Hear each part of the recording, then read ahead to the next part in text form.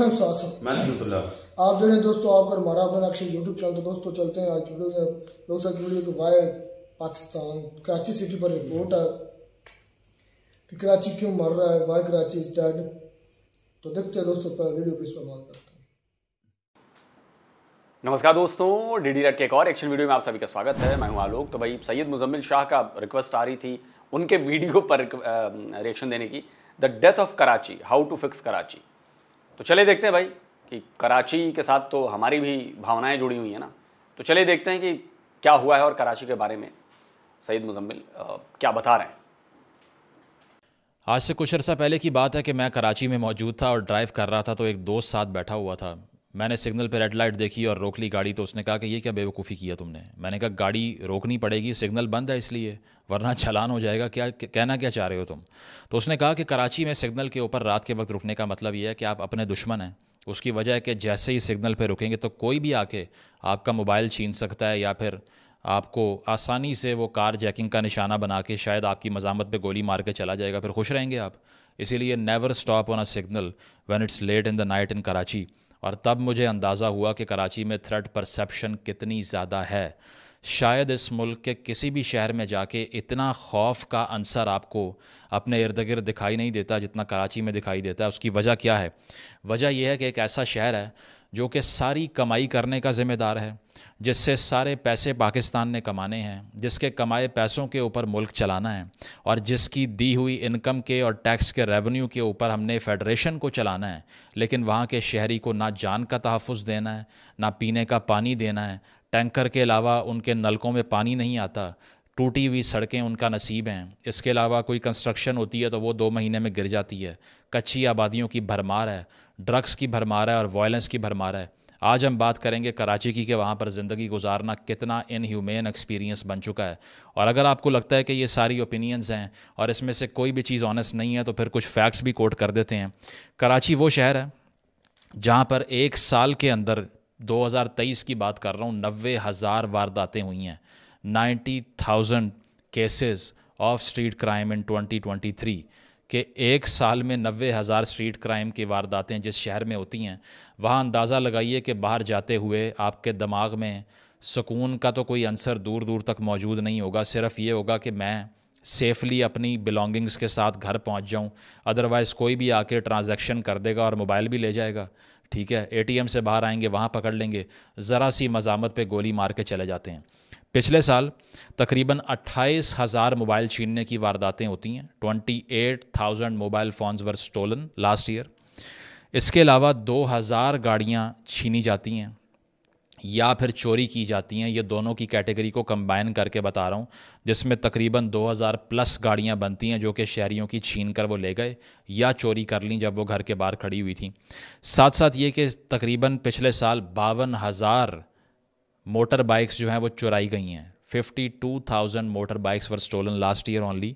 और 7,000 motor bikes snatching के तहत छीनी गई हैं कि अगर मैं बाहर गया हूँ अपनी बाइक पर कुछ लेने के लिए, रास्ते में गन दिखाई, छीनी और उतार के मुझे साइड पे किया, बाइक ले गए। ठीक है, बाद में उसके पार्ट्स बना के मार्केटों में बेच दिए। और वो बेचने वाले भी सबको पता है कि कहाँ बैठे हुए हैं। चोरी करने वाले कहाँ से आते हैं ये भी पता है। लेकिन सिर्फ़ और सिर्फ कुर्बानी एक आम शहरी की जा रही है जिसकी जेब में 20-30 हज़ार महीने की तनख्वाह आती है, और ऐसी एक वारदात उसके 6 महीने का बजट ख़राब कर देती है। ये कोई सोचता नहीं है। साथ साथ ये कि 80% क्राइम, अभी ये स्टैट्स बताने के बाद आपको बता रहा हूँ कि रिपोर्ट ही नहीं होते।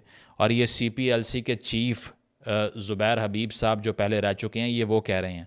साथ साथ बहुत से पुलिस के लोग भी ये कन्फेस करते हैं कि इतना क्राइम जो होता है उसमें से मेजॉरिटी तो रिपोर्ट ही नहीं होता। उसकी वजह कि किसका दिमाग ख़राब है कि पुलिस स्टेशन के धंधों में पड़े जाके, या जाकर वहाँ पे लड़ाइयाँ करे, या वहाँ जाकर बहसें करें कि मेरे से इतने पैसे ले लो, मेरी FIR कर दो, या किसी को पकड़ के ले आओ।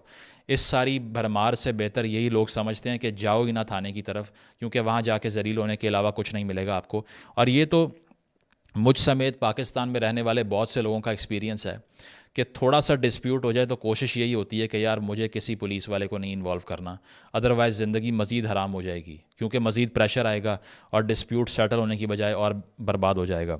साथ साथ ये कि कार स्नैचिंग की वारदातों में 2023 में 63% इजाफा हुआ, 63% इजाफा, 46% इजाफा हुआ बाइक छीनने की वारदातों में 2023 में इन कंपैरिजन टू 2022। ठीक है, इसके अलावा 17 वाक़यात होते हैं अगवा बराए तावान के, जिसमें लोगों को उठाया, बाद में घर में कॉल की कि इतने करोड़ भेज दो नहीं तो मार देंगे, वीडियोस बना रहे हैं।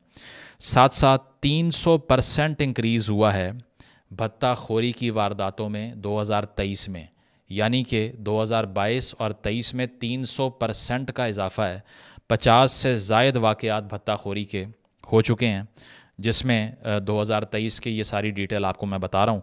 साथ साथ ये कि 2023 के अंदर तकरीबन 645 कराची के शहरियों को इसी स्नैचिंग में, मोबाइल छीनने में, गाड़ी छीनने में, चेन छीनने में, सोना उनका छीनने में, इन वारदातों के दौरान मज़ामत पे 650 कराची के शहरियों को गोलियां मार के फेंक के चले गए, किसी ने ज़िम्मेदारी नहीं ली।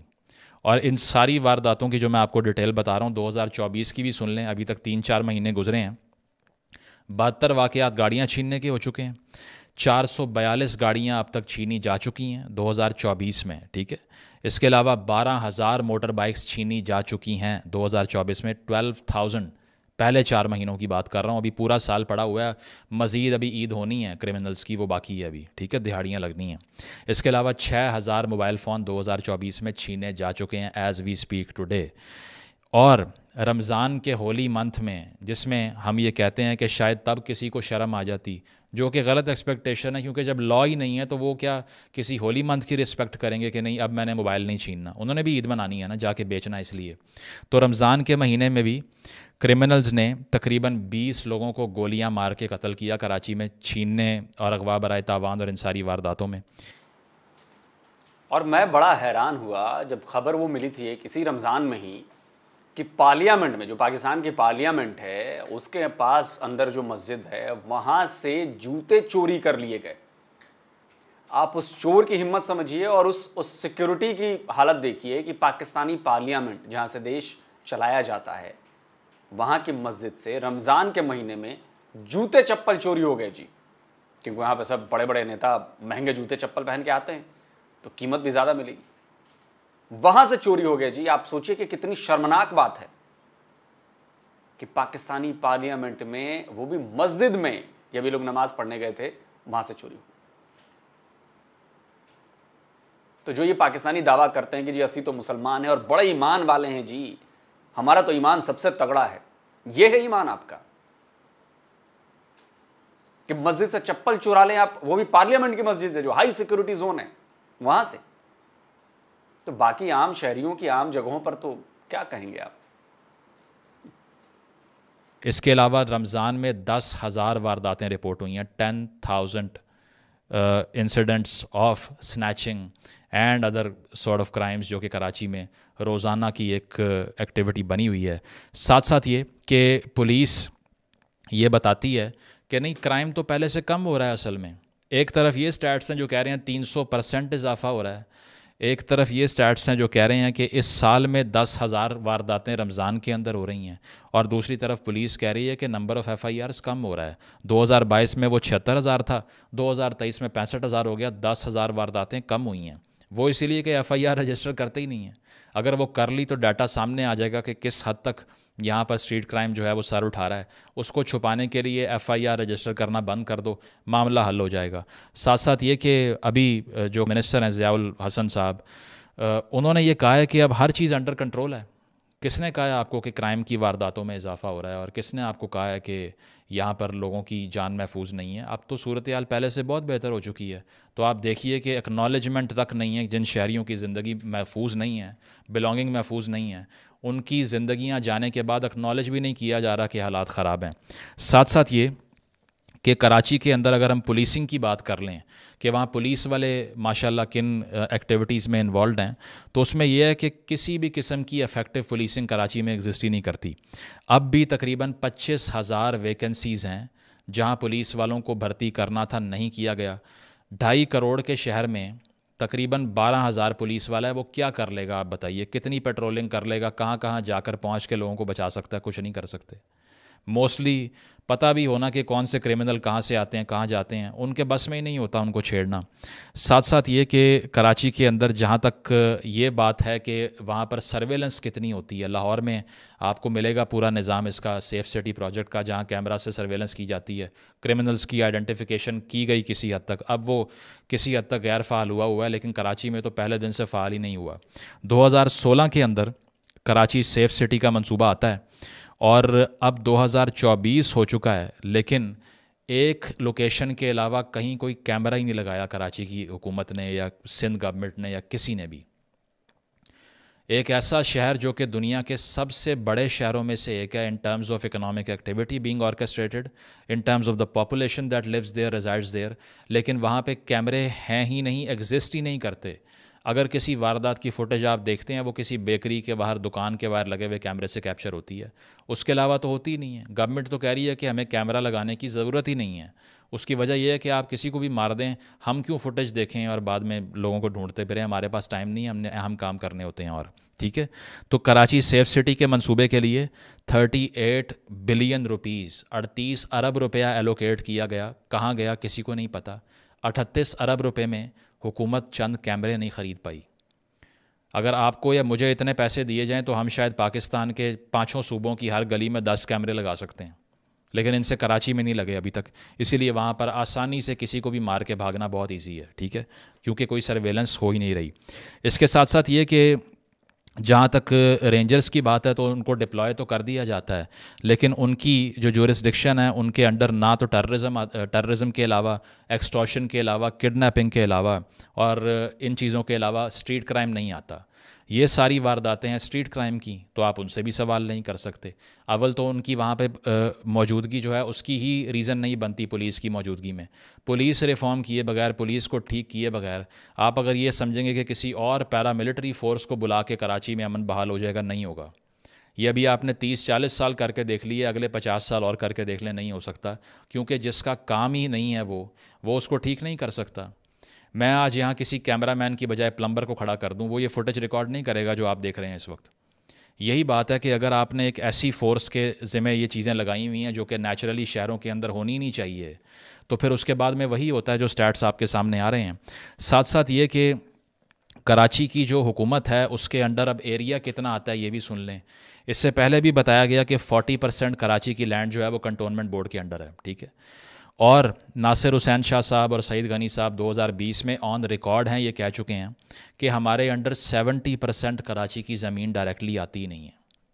इसका मतलब ये है कि मैं और आप जो सियासी बहसों में एक दूसरे को गालियां देते हैं कि उसकी हुकूमत नहीं, उसकी होनी चाहिए, मेयर ये नहीं, ये होना चाहिए, उस मेयर के पल्ले क्या है पहले ये तो देख लें आप। 70% कराची की ज़मीन उसके अंडर नहीं है, 40% में उसकी जुरिस्डिक्शन नहीं है। तो किसके अंडर है?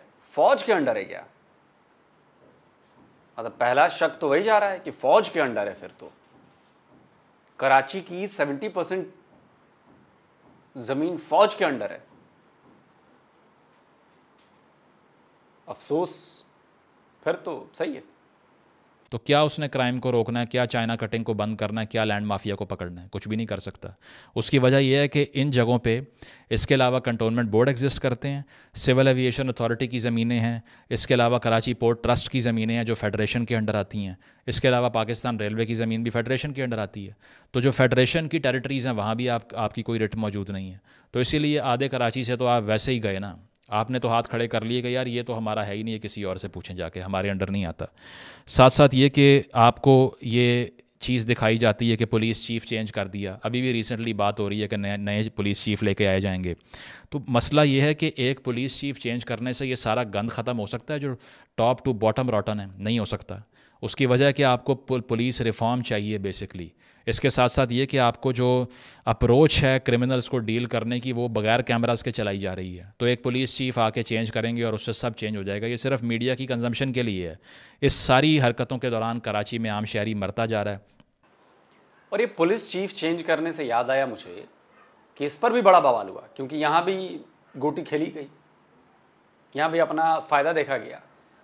एग्जैक्ट खबर मुझे याद नहीं है कि कहीं, अब पता नहीं कहाँ, पुलिस चीफ को बदला गया और एक जूनियर को बना दिया गया पुलिस चीफ। और वहाँ के 3 जो और बाकी सीनियर बोला कि हम तो इसके अंडर काम नहीं करेंगे, ये तो हमारा जूनियर हुआ करता था। अब सोचो कि ऐसा क्यों हुआ और ऐसा पाकिस्तान में हुआ और बड़ा बवाल मचा उस पर। अब उसको मैंने फॉलोअप नहीं किया, लेकिन ये ऐसी खबर मैंने पढ़ी थी।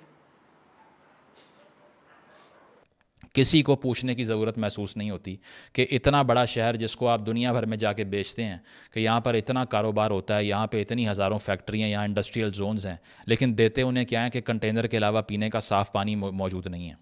मैं पॉश तरीन इलाकों में जा चुका हूँ कराची के, वहाँ पर भी नलके में पानी दिन में चंद घंटों के अलावा नहीं आता और कंटेनरों से पानी भर रहे होते हैं। अच्छा, कंटेनर से पानी पूरा करना आसान है, नलके में नहीं आ सकता क्योंकि उसमें दरमियान से माफिया निकल जाएगा इसलिए।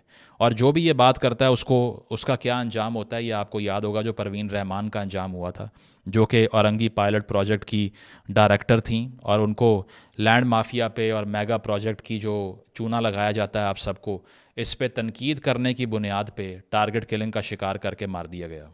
ठीक है, अवार्ड दे दिए, सलूट मार दिए। आज तक वो जो मुजरिमान हैं उनको पकड़ने के बाद भी ऐसे हज़ारों मुजरिमान वहाँ पर जो मौजूद हैं उन्हें कोई हाथ नहीं डाल रहा।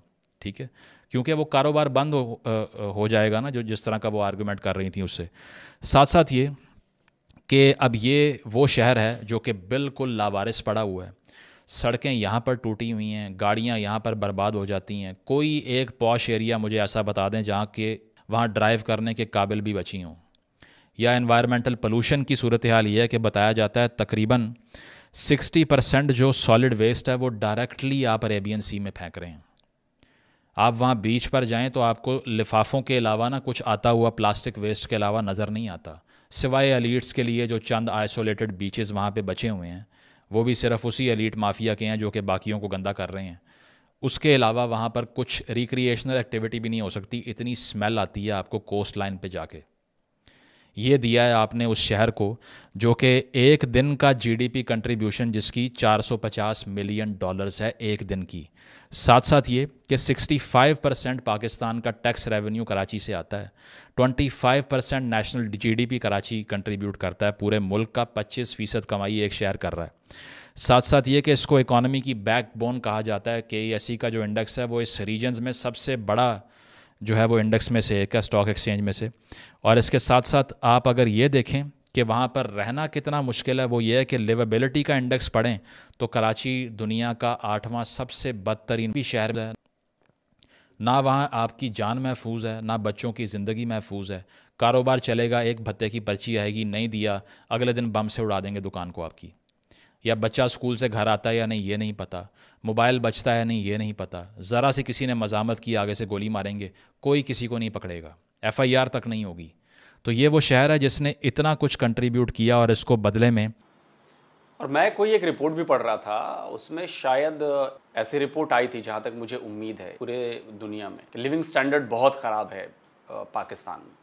लेकिन इसके बाद पाकिस्तानी कहते हैं नहीं जी हमारे जैसा तो कोई है नहीं, आवाम तो अमीर है यहाँ की, सरकार गरीब है लेकिन आवाम बहुत अमीर है यहाँ पे। ये हालत है, सोचिए। कराची जिसे एक बेहतरीन शहर बनाया जा सकता था, आज उसकी हालत देखिए। इसको बदले में कोई चीज़ भी हम दे नहीं सके और इसका जो अब एथनिक मेकअप है उसके ऊपर भी इतने सीवियर डिस्प्यूट्स हैं क्योंकि 45% उर्दू स्पीकिंग लोग हैं, 25% पख्तून हैं, 10% सिंधी हैं, 10% पंजाबी हैं। जो पॉलिटिकल डिवीजन है वो इसके ऑपोजिट है। रिप्रेजेंटेशन पॉलिटिक्स के लिहाज से अगर देखी जाए तो वो इसके ऑपोजिट है। इसीलिए जितनी कम्युनिटी उर्दू स्पीकिंग है उनके ग्रीवेंसेस हैं कि हमारा तो कंट्रोल ही नहीं है, वो पीपल्स पार्टी का कंट्रोल है। वो ये कहते हैं कि दरअसल वहाँ पे जो वाटर एंड सीवेज बोर्ड है, इसके अलावा डिस्ट्रिक्ट अपॉइंटमेंट्स की सूरत हाल है, पुलिस सर्विसेज है, रेवेन्यू है, 90% लोग ये कहते हैं कि हम मार्जिनलाइज्ड हैं। उसकी वजह यह है कि ये सारे महकमे हम नहीं चला रहे। कराची जिसको वोट देता है वो ये चला नहीं पाता। लोकल गवर्नमेंट की वहाँ सूरत हाल ये है कि वो 3-4 साल बैठने के बाद कहते हैं हमारे पास तो इख्तियार ही नहीं है, सिंध गवर्नमेंट के पास है। सिंध गवर्नमेंट कहती है मेयर से पूछो, मेयर कहता है वज़ीर आला से पूछो, कि ये बली चढ़ती जा रही है जो कराची में रहने वाले लोग हैं उनकी। और साथ साथ ये कि ये सिंधी और जो इसके अलावा उर्दू स्पीकिंग एथनिसिटीज़ हैं, इनके दरमियान भी राइटिंग होती रही है 1970 से आज तक। ये डिस्प्यूट क्यों नहीं हल करने देते? क्योंकि इस तरह की लड़ाइयों को कैश करवाते हैं इसलिए। साथ साथ ये कि अगर आप ये आर्ग्यूमेंट करते हैं कि कराची को अलग सूबा नहीं बनना चाहिए, अब मैं ये बात कर रहा हूँ सलूशन फेज़ में जाके, क्योंकि ये मसाइल तो आपने सारे सुन लिए, सलूशन हुकूमत ने तो कोई निकालना नहीं, हमने ही निकालना है। तो बात ये है कि कराची का अगर सेपरेट सूबे की बात करते हैं हम, तो लोग कहते हैं कि उससे बहुत बड़ा नुकसान हो सकता है। जो आबादियाँ हैं सारी वहाँ बैठी हुई, उनके दरमियान राइटिंग हो सकती है। इन राइट्स को अगर आपने रोकना है, आप रेफरेंडम करवा लें, एक उनकी ओपिनियन पूछ लें कि आप क्या चाहते हैं कि कराची अलग सूबा होना चाहिए या नहीं होना चाहिए। हम कुछ नहीं कह रहे कि होना चाहिए या नहीं, ask the people of Karachi कि वो क्या चाहते हैं। पहली चीज़ ये है। दूसरी चीज़ ये है कि कराची हमेशा से एक सेपरेट शनाख्त रखता आया है। पार्टीशन से पहले भी बॉम्बे प्रेसिडेंसी का हिस्सा था कराची, ठीक है। पार्टीशन के फौरी बाद कराची कैपिटल बना पाकिस्तान का, जिस तरह आज इस्लामाबाद है, वो पंजाब का हिस्सा नहीं है, फेडरल टेरिटरी है। उस वक्त फेडरल टेरिटरी थी, और उसके बाद में अचानक से आपने ये फ़ैसला कर लिया। तो अब यहाँ बैठ के जो लोग सियासत करते हैं वो बाकी सारे सिंध को भी बर्बाद कर रहे हैं और कराची को भी बर्बाद कर रहे हैं। दोनों की एक वॉरफेयर लगी हुई है और इसको कोई सॉल्व नहीं कर पा रहा। और इसके अलावा अगर आपने एक्टिव सोल्यूशन की तरफ जाना है तो सबसे पहले तो आपको पुलिस रिफॉर्म करनी पड़ेगी। आपको ये जो भर्तियाँ पुलिस में आप नहीं कर रहे 25,000 के करीब, ये करनी पड़ेंगी। दूसरी चीज़ ये कि आपको कराची में सर्वेलेंस का निज़ाम बढ़ाना पड़ेगा, कैमरे नस्ब करने पड़ेंगे। इसके अलावा मॉडर्न पुलिसिंग की तरफ जाना पड़ेगा। अब नाकों पे खड़े होके पैसे मांगने से बाहर आ जाएं। जब तक आप जियो फेंसिंग के ज़रिए, इसके अलावा CDR के ज़रिए मुल्ज़मान को तलाश नहीं करते, कुछ नहीं हो सकता। अगली चीज़ ये है, कराची में जो इकनॉमिक डिवाइड है वो बहुत बड़ा नासूर है। बहुत सी ऐसी कम्युनिटीज़ हैं जो कि सवियर गुर्बत में ज़िंदा है वहाँ पे, इसीलिए वहाँ पे क्राइम की रेशो बढ़ जाती है।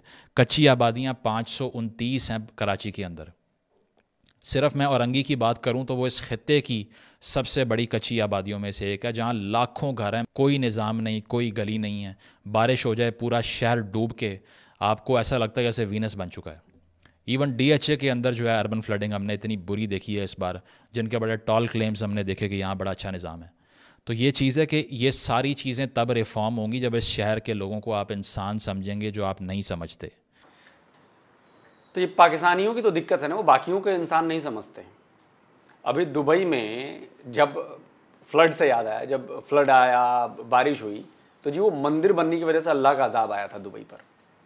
तो भाई कराची में ये जो फ्लड और जिसकी बातें कर रहे हैं, गुर्बत, फ्लड और ये और वो सब, ये किसका अजाब था भाई, और किस लिए आया? क्योंकि कराची में मंदिर तोड़ दिए गए इसलिए आया ना। हम तो यही कहेंगे, कराची में मंदिर तोड़े गए इसलिए हुआ। और UAE तो रेगिस्तान है यार, वहाँ पे तो पानी, रेगिस्तान में पानी मिलना इस तो बहुत इंपॉर्टेंट काम है। तो देखिए मंदिर बना है, वहाँ पे पानी आ रहा है, लेक्स बन रही हैं, वहाँ के लोगों को हरियाली बढ़ जाएगी वहाँ पर। तो अजाब थोड़ी ना, ये तो वरदान हो गया भाई, भगवान का वरदान हो गया वहाँ पर दुबई में। अब देखना आगे 5-10 साल बाद क्या खिलखिला के एकदम धरती वहाँ हरी हरी हो जाएगी। चलिए वीडियो में मोटा मोटी सारी बातें हम समझ गए। अब ये सॉल्यूशन जो बता रहे हैं, ये ऐसा करना तो बहुत मुश्किल काम है। अब पाकिस्तान में दूर दूर तक नज़र नहीं आता जो ये सॉल्यूशंस बता रहे हैं सैयद मुजम्मिल, लेकिन काम तो इन्हीं पर करना पड़ेगा पाकिस्तान को। अगर कराची को ठीक करना है, क्राइम रेट को कम करना है उस शहर को। मुझे याद है कि बॉम्बे प्रेसिडेंसी का हिस्सा था वो, और मैंने पढ़ा है कि एक तरफ कराची और एक तरफ मुंबई। आज मुंबई कहाँ है और आज कराची कहाँ है? आज मुंबई अकेले की GDP, हम उसे अपनी आर्थिक राजधानी कहते हैं। मुंबई को आर्थिक राजधानी कहते हैं, मतलब पैसे के लिहाज से, इकोनॉमी के लिहाज से। आज अकेली मुंबई की जो GDP है वो करीब करीब पूरे पाकिस्तान के GDP के बराबर है। और ये तब कहा जाता था ट्विन सिटीज हैं, एक तरफ मुंबई एक तरफ कराची, मतलब बिफोर पार्टीशन। और वहां भी बिजनेस कम्युनिटी बड़ी ज़बरदस्त थी, यहाँ भी बिजनेस कम्युनिटी बड़ी ज़बरदस्त है। बिजनेस का हब है कराची, यहाँ भी हब है कराची, जैसा कि सैयद मुजम्मिल ने बताया। हमारी GDP का एक बड़ा हिस्सा मुंबई से आता है। तो हमने तो मुंबई को डेवलप किया। आज मुंबई को देखिए क्या ज़बरदस्त नज़र आती है मुंबई की, चाहे स्काई लाइन हो, चाहे आप रात में देखेंगे मुंबई कितनी खूबसूरत नज़र आती है। और हम लगातार इस पर काम कर रहे हैं, क्योंकि भाई वो हमारी शान है। हमारे देश का वो शहर है जहां पर असीम संभावनाएं हैं, और आज से नहीं है, आज से दशकों पहले से हैं। दुनिया में बड़े से बड़ी कंपनी का ऑफिस मुंबई में आपको मिलेगा, बैंकिंग सेक्टर का ऑफिस मुंबई में मिलेंगे आपको। आप सोचो, तो हमने तो मुंबई को ऐसा बनाया। ये सिर्फ होता है विजन के हिसाब से कि आपके देश का, आपकी स्टेट का विजन किधर जा रहा है। लेकिन आपके यहां विजन की कमी साफ नजर आई। कराची क्या हो सकता था, वो दूसरा मुंबई जैसा शहर बन सकता था। अभी भी वो पाकिस्तान की इकॉनमी का बैकबोन है, लेकिन आप लोग उसको भाव नहीं देते। तो जो वहां के रहने वाले हैं, सिंधी लोग हैं, वो परेशान तो होंगे ही ना, उन सबका किया धरा है यार, उनका शहर है ये। लेकिन आप लोगों ने कब्जे करके और उसको तबाह कर दिया। कब्जा इन द सेंस कि मतलब दूसरे जगहों से आके लोग उसको कब्जा करते हैं और सिंधियों को भला बुरा कहते हैं, सिंधियों को मौके नहीं मिलते। तो प्रॉब्लम तो होगी, टकराव बढ़ेंगे। तो आप लोग सोचिए कि आप लोगों ने अपने पाकिस्तान को किस तरह से तबाह बर्बाद किया है। एक शहर कराची जिससे आप बहुत पैसे कमा सकते थे, आज जो कमाई हो रही है उससे 50 गुना ज्यादा पैसे आप कमा सकते थे। तो लेकिन उसको सुविधाएं तो दो। आज भी वहां से आप कमाई कर रहे हो, भारी कमाई कर रहे हो, लेकिन बदले में आप दे क्या रहे हो कराची को? नथिंग। एक कैमरा नहीं है, सोचो, सरकारी, ये दे रहे हो आप वहां के लोगों को। तो ये आगे चल के क्लैशेस तो बढ़ेंगे ना। अगर अलग सिंधु देश की मांग की जा रही है तो इसीलिए मांग की जा रही है ना कि कमाएं हम, जमीन हमारी, इलाका हमारा, कमाएं हम, बिजनेस भी हम करें, सब कुछ हम करें, हमसे टैक्स भी लो, लेकिन बदले में हमें कुछ दो मत। सड़कें नहीं हैं, नालियां नहीं है, सीवर सिस्टम नहीं है, ये सब मैं नहीं कह रहा, ये सईद मुजम्मिल नहीं बताया ना। सुरक्षित हम हैं नहीं, मारे जा रहे हैं, लूटे जा रहे हैं, छीने जा रहे हैं। उसके बाद भी आप कहते हो कि नहीं नहीं सिंधु देश कैसे बन जाएगा। जी ऐसे ही बनते हैं सिंधु देश, जब आप सुविधाएं नहीं दोगे, आप उनको बस लेते रहोगे और दोगे कुछ नहीं। आज नहीं तो 50 साल बाद सिंधु देश बन जाएगा। अब आप लोग मुझे बैठ के गालियां दो, ये तो पाकिस्तान तोड़ने की बात करता है, टुकड़े टुकड़े करने की बात करता है। भैया दिख रहा है, क्या करेंगे? कमेंट करके आप बताएं आपको वीडियो कैसा लगा। जल्दी मिलता हूं एक और नए वीडियो के साथ। नमस्कार, जय हिंद।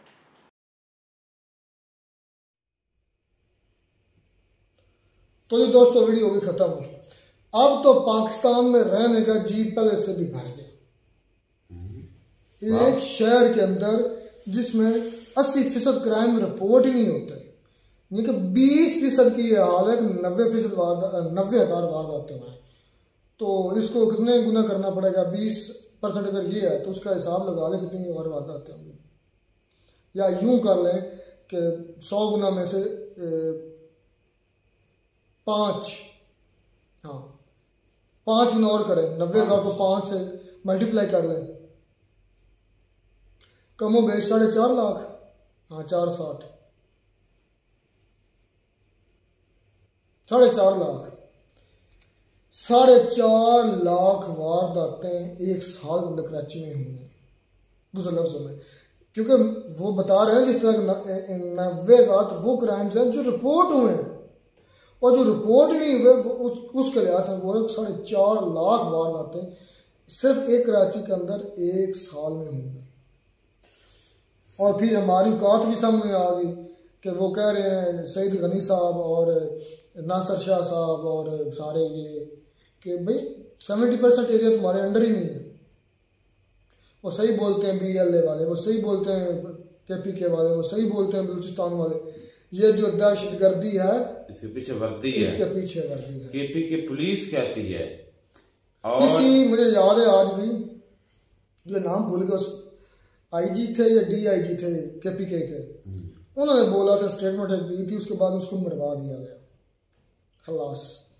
उसने ऑन कैमरा बोला था कि मुझे अगर, उसने कहा था कि अगर हमें पुलिस को फौजी गाड़ियों और फौजी तनसीबात और फौजी लोगों की जो नकलो हरकत है या उनकी तलाशी लेने की इजाज़त दी जाए, उसने कहा मैं तुम्हें आपको चैलेंज करता हूँ, वादा करता हूँ कि पाकिस्तान के अंदर बम ब्लास्ट होंगे ही नहीं। बिल्कुल कहा था, बिल्कुल कहा। और उसके वो कुछ ही दिनों बाद कुछ ही अल्लाह को प्यारे हो गए। ये है हमारी वर्दी। और ऊपर से भाषण इस तरह झाड़ते हैं कि जिस तरह के पता नहीं। आयात पढ़ते हैं कुरान की फिर हमारे हाफिज मुनीर साहब। पता क्यों बेवकूफ़ समझते अवाम को कि अवाम बेवकूफ़ है? यार अवाम पता है बेवकूफ़ इसलिए साबित हो रही है क्योंकि वो जब भी कहीं यूनिवर्सिटी में या किसी पब्लिक प्लेस पे जाता है ना, तो कुछ सवाल नहीं करता, डरा रहा नहीं सवाल छोड़े, उसको उस वक्त वहां पर क्वेश्चन वहां पर उसको करने चाहिए अच्छे वाले, जिसका उसके पास मैं क्या जवाब बोला है ना, लाजवाब सवाल। तो और उसके अलावा पहला सवाल तो यही बनता है, 1 मिनट, पहला सवाल तो यही बनता है कि आपका काम तो है सरहदों पर हिफाजत करना, सिर्फ सिक्योरिटी देना, आप इधर हमारे सवाल जो सियासत क्यों कर रहे हैं? पहला सवाल तो यही बनता है, किसी के अंदर पावर नहीं है सवाल करने की। हाँ, मैं वादा करता हूँ कभी जिंदगी के अंदर कोई भी आर्मी चीफ हुआ, कभी जिंदगी के अंदर ये मौका मुझे मिलेगा कि मैं किसी आर्मी चीफ को सवाल कर सकूँ, पहला सवाल मेरा ये होगा, आप जो ये आकर यूनिवर्सिटी के अंदर सियासत कर रहे हैं, क्या आपका ये हक बनता है? आप 22वें ग्रेड के पीएम के नीचे एक मुलाजम है, आप हमें आगे भाषण देना शुरू हो गया, आप अपनी मुलाजमत करें चुप करके। और वो जब चाहे आपको बरतरफ कर सकता है, अपनी जो है पीएम आर्मी चीफ को कर सकता है, ना कि आर्मी चीफ पीएम को कर सकता है। सारा मसला ही हमारा है। हम आयात आगे पढ़ना शुरू कर देते हैं, जिस तरह बड़ा को आलम फाजल है, जिस तरह बड़ा को लोग इसकी आयात का यकीन करके इसके पीछे जी जी जी जी करेंगे, बढ़िया पढ़ा लिखा है, हमारा हाफिज है, लानते भेजते हैं तुम्हारे मुंह पर। बिल्कुल, जाके ग्राउंड रियलिटीज चेक करो कमीनों। यार देखिए, कराची में तो वाकई चर्चा में रहता है। जब से मैंने होश संभाला कराची का मसला मैंने इसी तरह ही देखा, हर तरफ से वहां पर मसाइल हैं, हर तरह हर लिहाज से। कभी इसको मुंबई के साथ कंपेयर किया जाता था, आज मुंबई जो है उसकी जीडीपी लोग ने दिखाया कि पूरी दुनिया के 350 लेकर 400 बिलियन, और हमारी 300 कम है, बल्कि हमारी 342-46 है, इसकी यहाँ कहीं है, उसकी 350 से 400 बिलियन डॉलर की एक उनकी स्टेट की जो है ना जीडीपी हमारे पूरे पाकिस्तान से। अच्छा, सारी जितनी भी तंजीमें हमारी वर्दी हमारे बूटों की सताई हुई हैं, जो कच्चे के डाकू है ना, मैं तो आज मानता हूँ कि उनको भी इन्होंने तंग किया हुआ है, और इस वजह से वो जो है ना वो काम ये कर रहे हैं। कच्चे के हमारा इलाका यहाँ पर एक कच्चा, वहाँ पर मतलब के डाकू वगैरह, और वो आर्मी ने हमारी वहाँ पर बागी कह लें, पुलिस ने, रेंजर ने आर्मी पर वहां पर कितनी मरतबा ऑपरेशन किए हैं, कोई भी कामयाब चित्र खा के लौटा। बिल्कुल, अभी भी कुछ 10 दिन पहले उन्होंने किया है, कोई नतीजा उसका कोई रिजल्ट नहीं निकला। सारे उन्होंने क्योंकि असल में वो जांबाज हैं, जांबाज इसलिए क्योंकि उनको डर ही नहीं है, उनको पता है हमारी छोड़ा कुछ नहीं, हम इनका कुछ नहीं छोड़ेंगे, जिसे कहते हैं जज्बा, उनमें जज्बा है। मुट्ठी भर है थोड़ू से नथ डाली हुई है, इनको कोई भी उधर कच्चे के इलाके में पार नहीं मार सकता। आर्मी भी गई है, रेंजर गई है बगदा, मैंने देखे टैंक लेकर गई है, पुलिस भी गई, पंजाब पुलिस गई है, सिंध पुलिस गई है, और या तो वैसे बेईमान है जान कोई बुझ कर ऐसा करें, सारे और या वो इनसे पावरफुल है, लिंक्स होते हैं, सबके लिंक्स होते हैं, ये एक दूसरे को इस्तेमाल करते हैं, इस्तेमाल करने के बाद यूं फेंक देते हैं जैसे टिश्यू फेंक दिया, ठीक है ना। तो ये तो है।